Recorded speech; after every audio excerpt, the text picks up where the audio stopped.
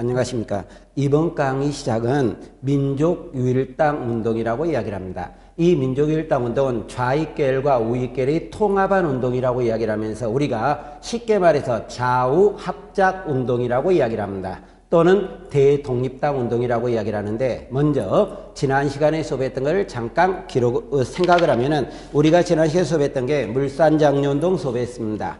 밀립대학 설립운동 수업했고요. 문맹퇴치운동 수업했는데 중심적으로는 물산장려운동입니다. 이것보다 좀 중요도가 떨어진 게 밀립대학 설립운동이었어요. 이 두 가지 정도는 꼭 머릿속에 넣어두시기 바랍니다. 그러면 이번 강에서 우리가 이야기를 하는 민족유일당운동을 들어가도록 합니다. 여러분 교재에 가면 도형화된 대목이 있어요. 이 대목을 가지고 우리나라에서 신간회가 어떻게 등장했느냐, 이것을 보도록 하겠습니다. 자, 그러면 칠판 들어갑니다. 우리나라에서 1131년, 자, 1119년, 죄송합니다. 19년에 뭐가 나오느냐? 우리나라 3.1운동이 등장하고 있어요, 결론적으로요. 그러면 이 3.1운동이 우리나라에서 등장하면서 우리나라는 예전에 무슨 주의가 있었다? 민족주의 계열이 등장하고 있었습니다. 이 민족주의는 예전에도 실력 양성운동이고 3.1운동 이후에도 여전히 실력 양성운동을 추구하기 시작을 하게 됩니다. 그러는 과정에 3.1운동 이후 때 우리나라에 새로이 등장한 계열이 뭐냐? 사회주의라고도 관계는 없어요, 결론적으로요. 그런데 우리나라의 민족주의 계열은 여전히 실력 양성운동을 한다 그랬습니다. 이 실력 양성운동은 두 가지라 그랬어요. 하나는 교육운동과 하나는 경제운동이라 그랬습니다. 경제운동을 산업운동이라도 관계는 없다 그랬어요. 자, 이렇게 되는데 이 민족주의가 등장하는 과정에 3.1운동 이후 때 일본의 통치방에 무슨 통치로 넘어간다? 무단 통치로 무단 통치에서 문화 통치로 넘어가게 됩니다. 그러면서 한민족을 분열한다 그랬어요. 여기에 동조하는 계열이었던 이광수가 등장하게 됩니다. 22년에 민족개조론을 발표한다 그랬고 24년에는 민족적 경륜을 발표한다 그랬습니다. 근데 이 이광수가 이야기했던 민족적 경륜을 배경으로 우리나라 민족주의가 크게 두 개로 나눠지게 됩니다. 하나는 일본의 통치에 동조하는 계열, 우리가 뭐라고 이야기를 합니까? 타협적 민족주의라고 이야기를 하고 있다. 이렇게 등장하고 여기에 반대했던 계열이 비타협적 민족주의라고 이야기를 하게 됩니다. 근데 이 타협적 민족주의를 우리가 다른 말로 뭐라고 하냐? 민족주의 우파라고도 된다 그랬고요. 계량주의자, 기회주의자라고도 관계는 없습니다. 비타협적 민족주의라는 민족주의 좌파로서 우리나라 독립운동을 이야기하는데 여기도 독립운동은 맞아요. 다만 일본의 통치를 인정하는 독립운동이었고 여기도는 일본의 통치를 부정하는 독립운동이었다. 이런 차이는 등장합니다만 공통적으로 이 두 개는 실력 양성운동이라고 이야기를 하게 됩니다. 어쨌든 이러면서 분열하는 과정에 이게 분열되기 전에 우리나라에서 나왔던 독립운동의 경제운동이 뭐가 등장하느냐? 그러면 이 물산장려운동이 등장하고 있습니다. 근데 이 물산장려운동이 타협적 민족주의가 등장하게 되면서 비타협주의자였던 이상제, 조만식도 있겠지만 조만식이 물산이 중심이 되는 이 사람들이 여기서 떨어져 나가버리기 시작을 합니다. 그래서 물산장려운동은 20년대 전반부에 가면은 실질적으로 의미가 퇴색을 하고 있었다. 이렇게 우리가 등장하는 거예요. 이러는 과정에 우리나라 사회주의를 보도록 합시다.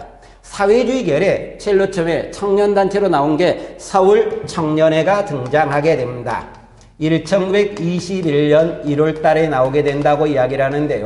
이 서울 청년회가 등장하는 과정에 1925년에 이 단체는 어디에 들어가게 됩니까? 조선 공산당 계열에 들어간 경향도 등장해요. 자, 우리가 조선공산당이 1925년인데 그냥 조공이라고 이야기를 합시다, 결론적으로요. 그런데 이 서울 청년에게 일부 계열이 있어요, 결론적으로요. 여기에서 어느 계열이 등장하냐면 전진의 계열이 등장하게 됩니다. 이 전진의 계열이 등장하는 과정인데 이 과정에 우리나라 타협적 민족주의를 반대했던 비타협적 민족주의와 이 전진의 계열이 나름대로 묶어지면서 26년 7월 달에 조선 민흥회가 나와요. 그 전까지 조금 이따 이야기하겠습니다만은 이때 우리나라에 조선 민흥회가 등장하고 있었다. 26년 7월이라고 이야기를 하는 거예요, 결론적으로요. 근데 이 조선 민흥회가 나오는 26년 7월인데 한 달 전에 나왔던 우리나라 학생들의 독립운동이 있습니다.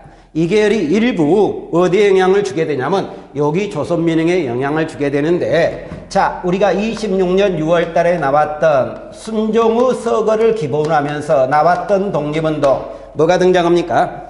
60만세 운동이 등장하고 있어요. 결론적으로 일부에 영향을 주지만 우리가 일반적으로 이야기할 때는 이 60만세 운동 어디에 영향을 주었다고 이야기를 합니까? 신간의 결성에 영향을 주었다고 이야기를 하게 돼 있죠. 결론적으로 여러 개 나온다. 그러면 이게 신간의 결성에 영향을 준다. 신간에는 27년 2월 달에 등장하기 시작을 합니다. 그러면 여기서 신간회가 등장하고 있다. 근데 이 신간회는 어떤 계열이 통합한 거냐? 그러면은 우리나라에 여기 조선공산당 계열이 여기에 들어갑니다. 결론은 뭐가 들어간다? 사회주의 계열이 들어가는 거예요. 결론적으로. 그러면서 요 위에 있었던 물산장려회 계열도 여기에 포섭이 됩니다. 이렇게 되겠고, 또 하나 비타협적 민족주의 계열이 있습니다. 여기도 여러 개 들어가고 있다. 그러면서 우리나라 신간회가 등장하고 있다. 민족유일당운동이라고 이야기를 해요. 근데 여기서 이 조선공산당 계열이 열로 통합을 하는데 그 전에 통합을 주장한 계열이 등장한 거예요. 이게 뭐냐면 정우회라고 이야기를 하고 26년 11월 달에 정우회가 선언을 발표하기 시작을 하게 됩니다. 이게 우리가 정우회 선언이라고 이야기를 하게 됩니다. 이 정우회 선언은 옆에 날개에 보면은 정우회 선언이 등장하게 됩니다. 자, 중간 정도에 보면 이 말이 나왔어요. 처음부터 읽을 거 없습니다. 민족주의적 세력에 대해서는 그 부르주아 민족적 성질을 분명히 인식함과 동시에 과정상 동맹자적 성질도 충분히 승인하여 그것이 타락하지 않는 한 적극 제휴라 그랬습니다. 그러면 제휴란 말이 뭡니까? 연합을 하고 통합한다는 이야기죠. 결론적으로. 그래서 타락하지 않는 세력하고는 연합할 수 있다. 그러면 타락한다는 게 누구냐? 이 타협적 민족주의예요. 타락하지 않은 계열이 비타협적 민족주의입니다. 그러니까 조선공산당 계열의 사상단체가 정우회인데 정우회에서 타락하지 않는 계열과 연합할 수 있다. 이런 거예요. 그러면 여기서 조선 물산장려도 여기로 들어온다는 이야기는 물산장려 처음에는 타협적 민족주의, 비타협적 민족주의 안 나오다가 이광수가 주장을 하는 민족적 경륜을 배경으로 타협적이 나왔죠. 이게 타락으로 보는 거예요. 그러면 조만식과 같은 사람 어떻게 한다 그랬습니까? 여기에 반대한다 그랬잖아요. 결론적으로. 그러니까 조만식 계열이 여기로 들어온다는 이야기는 타락하지 않는 계열이라는 이야기예요. 이러면서 여기에 신간회가 결성이 되고 있었다. 이런 과정이 우리가 등장하기 시작을 합니다. 이런 신간회가 결성되는 것은 국내적 지금 영향력을 띠는 거예요. 그러면 이 국내적 영향력에서 우리가 단순히 무엇이 이 신간회 결성에 영향을 줬느냐? 60만세 운동이 영향을 줬다. 조선민영에도 통합단체지만 잠깐 보류하고 사회주의에서 통합을 선언했던 게 뭡니까? 정우회 선언이죠. 결론적으로. 이것이 국내적으로 크게 영향을 끼치는 겁니다. 그런데 국외적인 성향을 잠깐 이야기하는 거예요. 결론적으로. 국외적이라고 이야기를 하면 밑에 가면은 코민테른이라고 되어 있을 겁니다. 자, 이 코민테른은 사회주의 세계 단체라고 이야기를 하는 거예요. 결론적으로. 이 코민테른에서 1920년에 반제연합전술을 주장하게 됩니다. 자, 그러면 여기서 반제연합전술이라고 이야기를 하는 게 무엇을 이야기하느냐? 제국주의에 반대하는 세력끼리는 연합을 합시다. 제국주의 반대 세력이잖아요. 자, 위로 갑시다. 자, 그러면 이것은 제국주의에 동조해요? 반대해요? 동조하는 거죠. 결론적으로. 여기는 뭡니까? 반대하는 거죠. 그러니까 여기 계열과 여기 계열이 영향을 받는다는 이야기예요. 그래 통합한다는 이야기가 되는데 이 반제연합전술을 주장하게 되는 겁니다. 거기에 영향을 받으면서 중국에서 좌익과 우익의 통합운동이 나와요. 이게 1924년에 나왔던 1차 국공합작이라고 이야기를 하게 됩니다. 이 공산당과 국민당, 공산당은 사회주의고 국민당은 민족주의 중국에. 근데 여기 세력이 24년에 통합을 합니다. 그러다 보니까 중국에서 활동하고 있었던 우리나라 독립운 단체들은 독립하기 위해서는 어떻게 합니까? 사회주의와 민족주의와 통합을 해야 하게 되겠죠. 결론적으로. 그래서 26년에 등장하게 됩니다. 한국 독립일당 북경촉성회라고 돼 있을까요, 결론절이요? 그냥 여기서는 줄여서 북경촉성회라고 이야기를 하게 됩니다. 여기에 영향을 받으면서 어디에서? 국내에서 뭐가 남았다? 이 신간회가 등장했다. 근데 이 북경촉성의 글은 옆에 날개 쪽에 있습니다. 처음부터 읽겠습니다. 동일한 목적과 동일한 성공을 위해서. 자, 여기서 독립이라고 생각합시다. 동일한 목적이 뭐예요? 우리나라 독립이죠, 결론절이요. 동일한 성공, 독립이잖아요, 결론절이요. 독립을 위하여 운동하고 투쟁하는 혁명자는 반드시 하나의 기치 아래 모여. 하나의 기치 아래 모인다는 이야기는 결론 뭡니까? 연합하자는 이야기잖아요, 결론절이요. 그래서 이것도 무엇을 이야기한다? 통합을 이야기한다는 거예요. 그래서 이 신간회가 결성된 것은 국내적 영향과 국외적 영향을 받으면서 통합이 된 거예요, 결론절이요. 그러면 밑에 날개 쪽에 밑에 보면은 뭐가 나오느냐? 도움글이 나옵니다. 민족 통합 전선이 철회되고 있었다, 이 말인데, 자, 그러면 칠판을 다시 봅시다. 요 반제연합 전선을 코민테른에서 주장할 때가 몇 년 정도라 그랬습니까? 1920년 정도에 통합을 주장한다 그랬어요, 결론절이요. 근데 그 도움글 첫 번째 보다 보니까 코민테른 6차 대회가 등장합니다. 몇 월 달에 그랬어요? 7월과 8월이라 그랬죠. 자, 그럼 여기 칠판 다시. 우리가 신간회가 구성된 게 몇 년이냐면 27년 2월 달에 구성됩니다. 그런데 구성되고 나서 5개월 뒤에 되다 보니까 세계에서 이야기할 때는 7년 만에 우리나라 통합단체가 나왔다고 생각하는데 7월 달에 가다 보니까 뭐가 나오느냐? 코민테른의 6차 대회가 등장하게 됩니다. 이 6차 대회에서 서서히 어떻게 됐냐? 통합의 필요성을 이제 어떻게 합니까? 빼버리는 거예요. 그러면서 다시 분열적으로 넘어가자는 얘기가 나와요. 그 이유가 나오는 게 뭐냐? 사회주의 입장에서 통합을 이야기했는데 실질로 통합에서 세계적인 활동으로 보다 보니까 어떻게 했냐? 민족주의 때문에 독립운동이 제대로 안 된다는 거예요, 결론절이요. 그러니까 코민테른의 6차 대회라고 이야기를 하는 것은 우리나라 입장에서 이야기한 것은 아닌 것 같다는 겁니다, 결론절이요. 누구 입장에서 이야기하고 있었다?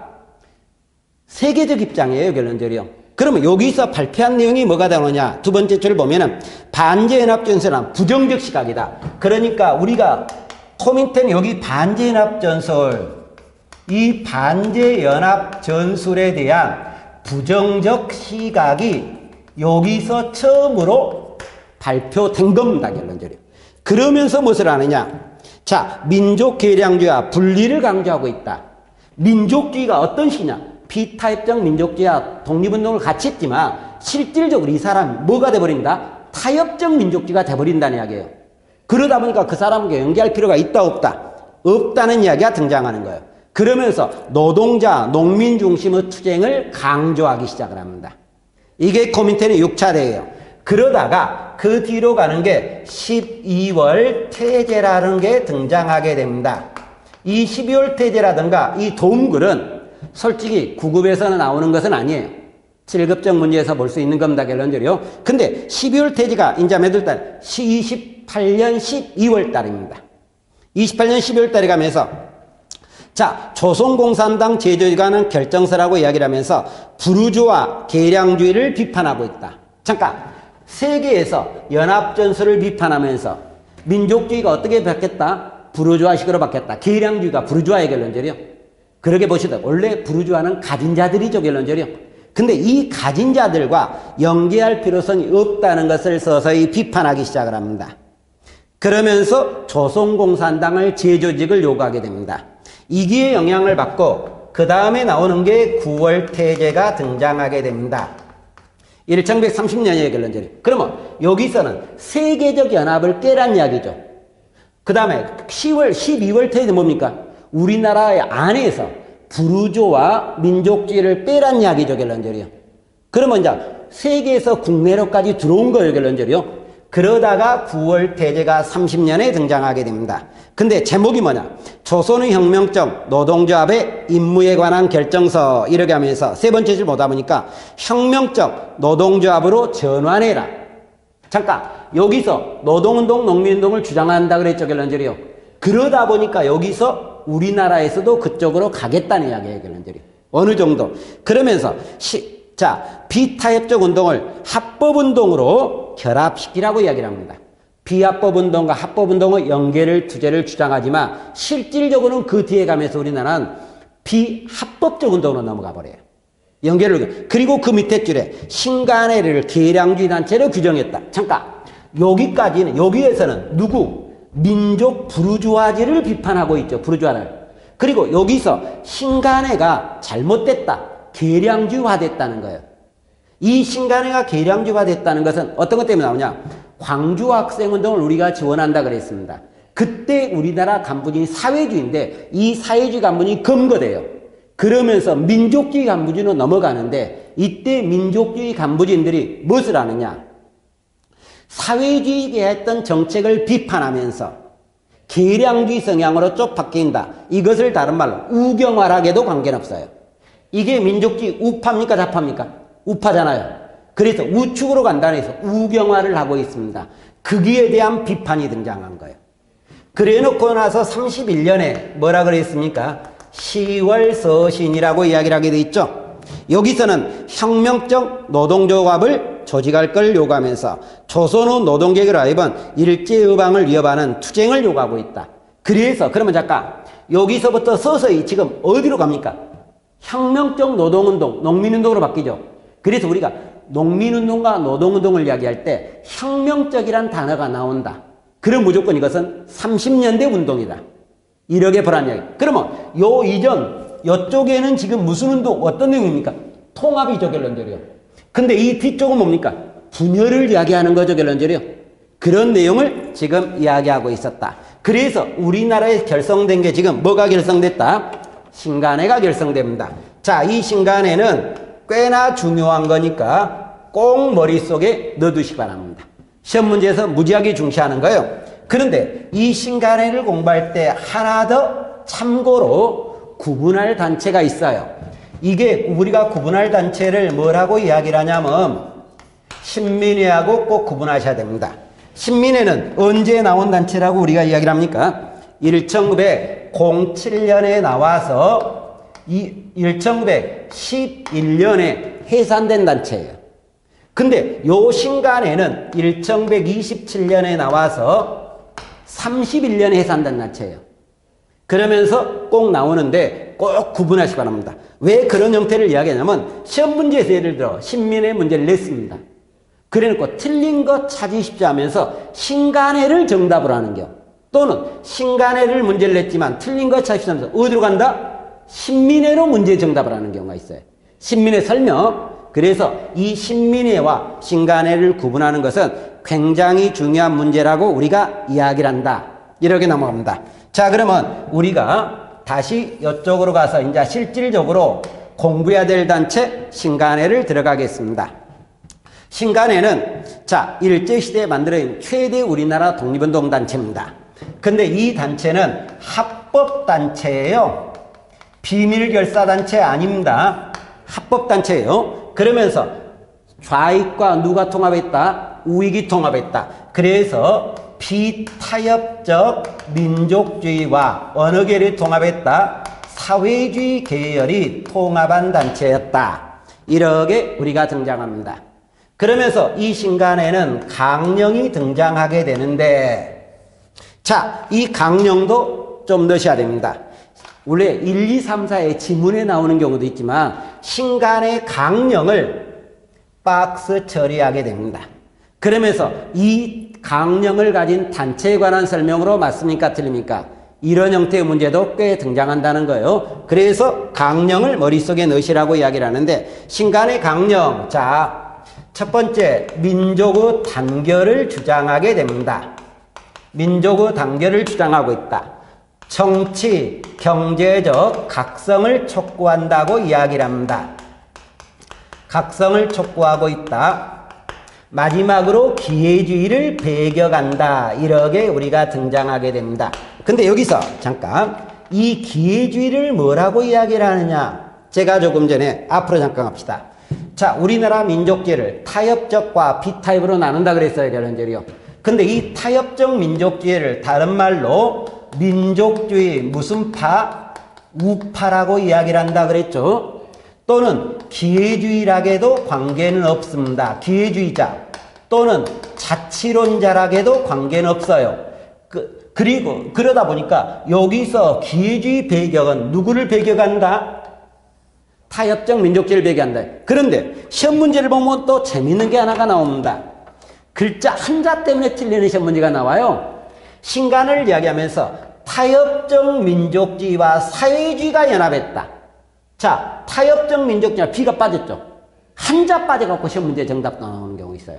그래서 시험 문제를 볼 때 이 단어가 들어갔냐 안 들어갔냐 그것을 꼭 머릿속에 넣으란 이야기입니다. 결론적으로요. 그러면서 신간의 이 3대 강령을 통한 그 다음에 활동이 등장하게 됩니다. 자, 그러면 우리가 신간의 활동이라고 이야기를 하는데 여러 가지 활동을 하는데 동그라미 기억하니까 수운의 강연을 통해서 민족의식을 고취한다 그랬죠. 당연히 민족의식은 항일의식이겠죠. 결론적으로요. 그러면서 나오겠고 교육계몽이라든가 생활개선운동을 한다든가 사회운동으로서 소작쟁이를 지원한다든가 이민정책에 대한 반대 영상이 나온다든가 수재민 구운동 있죠. 대만동포, 제만동포 옹호운동 있죠. 결론적으로요. 그러지만 그 뒤에 나온 두 개는 꼭 머릿속에 넣으셔야 돼요. 신간에 꼭 넣으셔야 되는 게 원산 노동자 총파업을 지원하게 됩니다.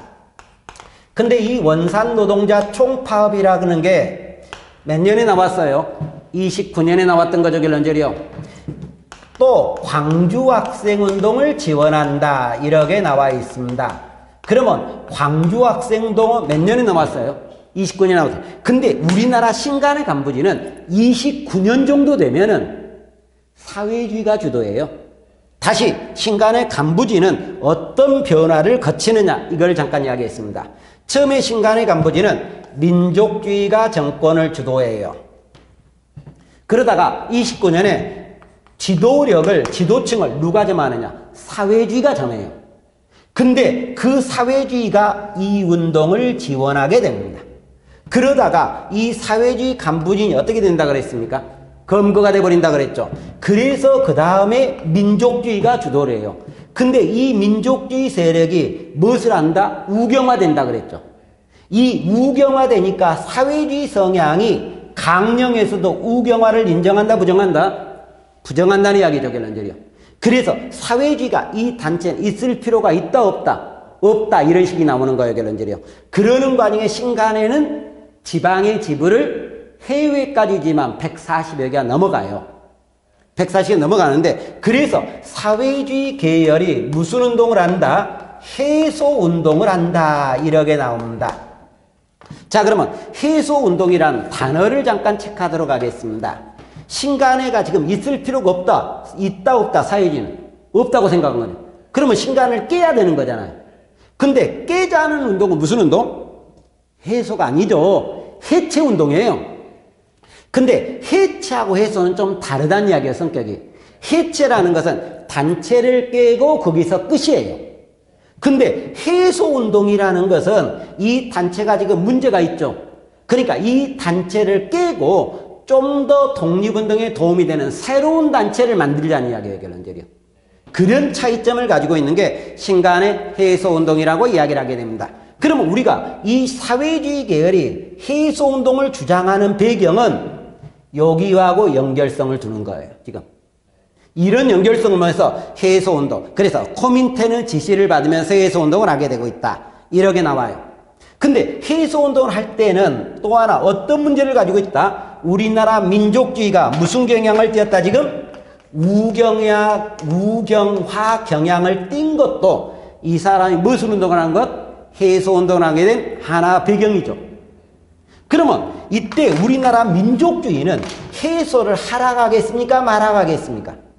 말아 가겠죠. 사회주의 입장에 도움이 안 된다. 왜? 우리나라 최대의 독립운동 단체인데 사회주의가 깨라 그래서 내가 지금 깨겠느냐? 또 다시 이야기합시다. 내가 주도권을 갖고 있어요. 그런데 단체 깨라 가면 기분 나쁠 거 아니에요. 결론적으로요. 그래서 해소운동을 거부합니다. 그래서 날개 쪽의 살을 보면 제목이 이렇게 듭니다. 신간의 해소와 반박주장이라고 되어 있죠. 그러면서 1, 2, 3, 4, 5까지 나와 있죠. 근데 1번과 2번과 3번은 사회주의 계열이 주장했던 해소 주장이에요. 4번과 5번은 민족주의가 이야기했던 해소 뭐다? 반대운동이라는 이야기예요, 결론적으로. 그러지만 이 단체는 어쨌다? 결과는 깨진 거예요. 몇 년에 깨졌다? 31년에 깨진 겁니다. 그러면 사회주의 말대로 깨고 나서 좀 더 도움이 되는 새로운 단체를 만들어야 되는 거죠. 근데 이 단체가 나왔다 안 나왔다? 안 나온 거죠. 그러면 이 단체가 깨진 것은 현재 우리나라 정부는 민족주의 정부입니까? 사회주의 정부입니까? 민족주의 정부란 소리예요. 그러면 내가 잘못해 깨졌다기보다는 남이 잘못 깼다는 게 더 맞아요. 그래서 이 신간회가 깨진 이유가 우리가 뭐라고 이야기를 하느냐? 그러면 사회주의 배신이라고 이야기를 해요. 첫 번째. 왜? 사회주의가 깨라고 이야기를 했죠. 사회주의 배신이라는 것도 이야기하고 있고 또는 일본이 교묘하게 탄압하고 있었다. 이 두 개가 신간회가 깨지게 된 이유로 넘어간다는 겁니다. 깨지게 된 이유로 넘어가고 있었다. 이렇게 우리가 나옵니다. 그러면 여기서 하나만 더 거꾸로 가서 생각해 봅시다. 신간회가 지금 합법단체입니까? 비밀결사단체입니까? 합법이죠. 잠깐 앞으로 가면 신민회는 합법이었어요? 비밀이었어요? 이것은 비밀결사단체였어요. 그러면 일본이 입장에서 일제강점기 때 봅시다. 우리나라 독립운동단체를 합법단체로 인정해줬다는 이야기죠. 승인해줬다는 이야기가 되는 거예요, 결론적으로. 그러면 일본 입장에 승인한 이유는 뭔가 이유가 됐을 거란 이야기예요, 결론적으로. 그 이유가 뭐냐? 민족주의 사회주의 목표는 같다 다르다? 다르다. 앞으로 다시 가면서 합니다. 민족주의의 가장 큰 목표는 뭐라 그랬습니까? 우리나라 독립이라 그랬어요. 사회주의 가장 큰 목표는 뭐라 그랬습니까? 전 세계의 사회주의화를 추구하고 있었다. 그러면 목표가 다르니까 양쪽 계열이 무엇을 한다?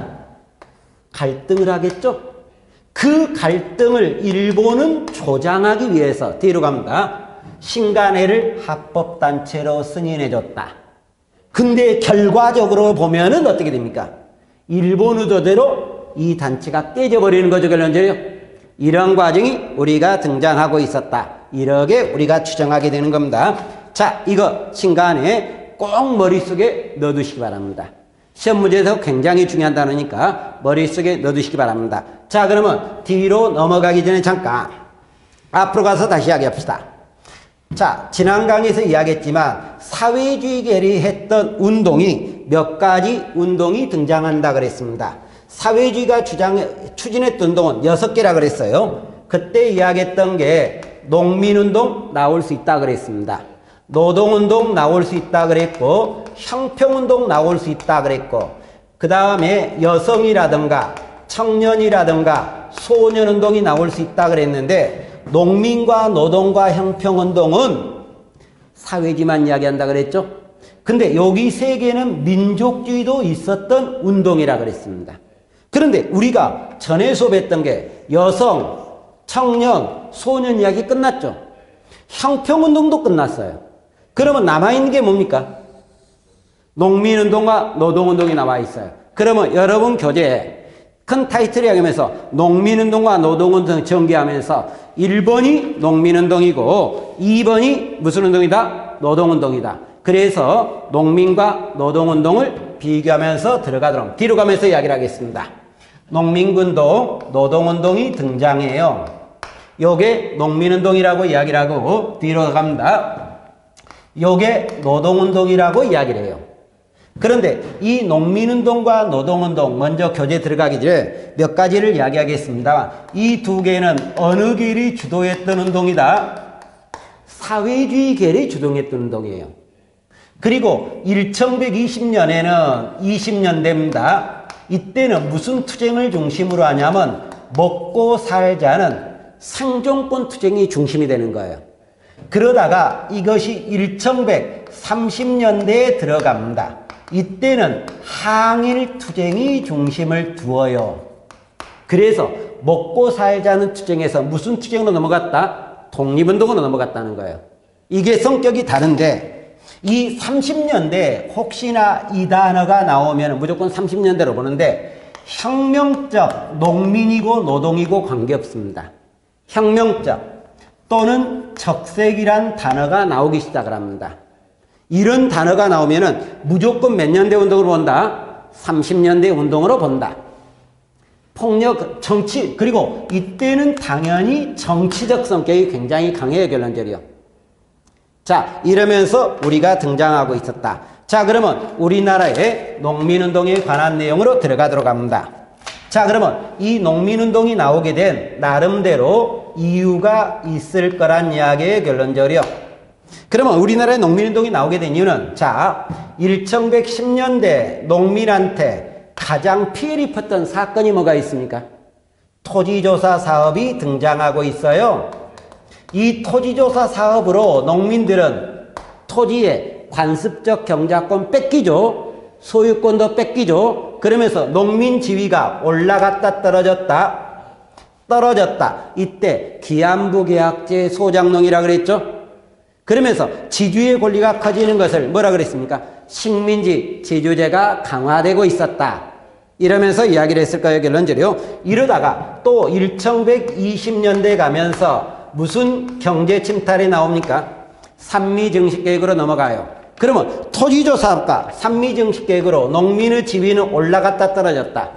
굉장히 떨어졌다는 이야기는 우리가 알고 있죠, 결론적으로. 여기에다가 이때 우리나라 농민은 소장료가 싸다 비싸다? 굉장히 비싸게 돼 있죠. 산미증식계획으로 비료대라든가 수리조합비 누가 내고 있다? 농민이 내고 있죠, 결론적으로. 소장료도 50%가 넘어가는 소장료예요. 이런 여러 가지 면 때문에, 그리고 농민은 또 하나 경조사 비용도 부담하는 내용이 나옵니다. 그러다 보니까 이 사람들이 어쩔 수 없으니까 20년대에 먹고 살자는 무슨 투쟁을 한다? 생존권 투쟁을 하게 되는 거예요. 그러는 과정에 가로이변에 이 사람들은 농민조합을 구성을 하는데 조선 노동공제회를 결성을 하기 시작을 합니다. 결론적으로. 노동공제회를 결성하면서 단체를 만드는데 노동공제회니까 무슨 단체예요? 노동단체죠, 결론적으로. 그래서 처음에는 농민단체보다는 노동단체 성향이 좀 더 강하고 있었다. 이렇게 나오는 거예요. 그러다가 그 밑에 보니까 조선 노농총동맹이라고 그랬어요. 이게 몇 년에 나오냐면 24년에 등장하게 됩니다. 자, 조선 노농총동맹이라는 것은, 자, 여기서는 노동이란 말밖에 없죠. 근데 여기서는 농민이란 말도 들어갑니다. 노농이 노동자와 농민이란 이야기예요. 그러면 농민들의 권한이 커졌다 줄었다? 좀 더 커졌다고 보는 거예요. 그러다가 이것이 27년에 가서 조선 농민총동맹과 노동총동맹으로 이게 분화가 돼요. 나중에. 이게 분화가 되고 있다. 그런 것이 동그라미 4번에 분화된다는 이야기가 언급이 되기 시작을 합니다. 그런데 이 단체는 전국적인 단체라고 이야기를 하는 거예요. 그러면서 30년대 가서 무슨 투쟁으로 넘어간다? 이 항일 투쟁으로 넘어간다. 또는 정치 투쟁으로 넘어간다. 적색이라든가 혁명이라 그랬죠. 그러면서 또 하나 폭력적인 투쟁 성향이 굉장히 강하게 등장합니다. 그러면서 항일 투쟁으로 넘어가고 있었다. 이렇게 나옵니다. 그때 30년대 가면서 어떤 주장까지 나누냐. 여러분 거기 30년대 보다 보니까 성격에 보니까 일제 타도라고 돼 있죠. 토지는 누구에게? 농민에게라는 농민의 토지 소유를 주장하게 됩니다. 그러면서 항일운동 투쟁으로 성격이 바뀌고 있었고, 식민지주의 타파라 그랬죠. 농민의 토지 소유 실현이라고 돼 있죠. 부역동원을 반대한다고 돼 있죠. 군수물자 반대라 그랬죠, 결론적으로. 이러면서 항일 투쟁. 그러나 30년대가 항일 투쟁만 상식적으로 생각합시다. 생존권 투쟁 있다 없다? 여전히 있긴 있다는 이야기예요, 결론적으로. 없는 게 아니란 이야기예요. 있긴 있다. 이렇게 보시기 바랍니다. 그러면 이 농민운동의 투쟁이 강화되면은 일본 입장에서 도움이 된다, 안 된다? 안 되죠. 그래서 이 투쟁을 막기 위해서 농촌진흥운동 나온다. 소작조정령 나온다든가 조선농지령 나온다든가 자장농 창설 계획이 등장합니다. 근데 여기 잠깐 위로 좀 올라가야 되는데, 그러면 농민운동이 나왔을 때 가장 대표적인 농민운동도 있겠죠. 그 농민운동이 어떤 농민운동이야? 암태도 소작쟁이 운동입니다. 암태도 소작쟁이 운동은 굉장히 장기적이고 목적을 달성했던 운동이에요. 그러면 다시 생각합시다. 처음에 나왔던 20년대하고 30년대를 비교할 때 20년대는 잠깐 단기력이 쓰기면 장기력이 쓰깁니까? 단기적이죠. 근데 30년대 가면 좀 더 장기력이 쓰러 넘어가요. 그리고 20년대 전반부는 농민이니까 토지가 있는 쪽이 나오겠죠. 남부지방인데 20년대 중반에 가면 동해안 지역까지 올라가게 되는 거예요. 그리고 30년 더 갔다는 이야기가 되겠죠. 이런 성격의 변화가 나왔다. 그 다음에 노동운동에 관한 내용이라고 이야기를 하게 됩니다. 근데 여러분 교재 농민운동을 이야기하면서 교재 날개 쪽에 암태도 소작기 운동 나오게 돼 있죠. 연도 23이라고 되어 있습니다. 날개 쪽에 있어요. 결론적으로 여기서 뇌물번에서 네 번째 정도 암태도지주 문제철이 있습니다. 이것만 체크해야 돼요. 암태도란 말이 나온다 또는 지주 문제철이 나오면 무조건 뭐다? 암태도 소작기 운동으로 본다. 그 다음에 노동운동으로 넘어가 봅시다. 그러면 우리나라의 노동운동이 나오는 배경은 뭐냐? 당연히 노동자 수가 증가하고 있었다. 이 노동자 수가 증가한 것은 잠깐 20년대 회사령이 철폐되면서 뭐로 바뀌었다? 신고제로 바뀌었다는 거예요. 그러면서 일본의 공장과 우리나라 사람의 공장이 나왔다. 이거 하나가 등장하게 됩니다. 그러는 과정에 우리나라 노동자는 열악한 노동 조건에서 실험하고 있었고 그 다음에 임금이 높다 낮다? 낮다는 거예요. 결론적으로. 그러는 과정에 사회주의 영향도 받으면서 노동자의식이 커져가고 있었다. 그러면서 20년대는 생존권 투쟁이 30년대는 항일 투쟁으로 바뀌고 정치 투쟁이었고 혁명적 적색 폭력적 단어 나오면 30년대라 그랬죠. 그러는 과정인데 20년대 자 전반부와 관계되면서 20년대를 이야기하면 이때 노동조합을 결성하면서 임금 인상을 요구한다든가 노동시간의 단축을 요구한다든가 환경 개선을 요구한 운동으로 사회주의 지원을 받는다 그랬습니다. 그러다 30년대는 일본의 대자본이 들어오잖아요. 침투가 대단히 되면서 공장도 많이 설립돼 노동자 수도 늘어나요. 그러는 과정에 노동 조건은 더욱 악화돼요. 그러니까 노동운동이 더욱 가속화되겠죠. 근데 잠깐 30년대 농민운동 노동운동이고 어떻게 보면 비합법적 투쟁이에요. 투쟁 방법이 좀 더 강하고 폭력적 투쟁이에요. 근데 노동운동의 가장 대표적인 사건을 뭐라고 한다? 원산 노동자 총파업이에요. 원산 노동혁명이 노동운동의 가장 대표입니다. 그래서 여러분 날개 쪽에 어떤 글이 나오냐? 원산 노동자 총파업이라는 사료가 있죠. 여기서 체크할 것. 첫 번째, 문평서구 공장 제일 앞줄에 있습니다. 두 번째, 원산이 있죠. 체크. 노동자가 파업을 단행했단 말이 있죠. 그러니까 원산에서 노동자가 파업을 했다. 이 말을 우리가 볼 수 있다는 겁니다. 자, 그러면 여기까지 해놓고 자, 이제 오늘 이번 강의를 끝내게 되는데 이번 강의에서 이야기했던 게 민족일당운동 뭐를 이야기했습니까? 신간을 이야기했죠. 노동운동과 농민운동은 참고로 보시는데 신간을 잊어버리면 큰일 납니다. 꼭 체크해 두시기 바랍니다. 이번 강 수고하셨습니다.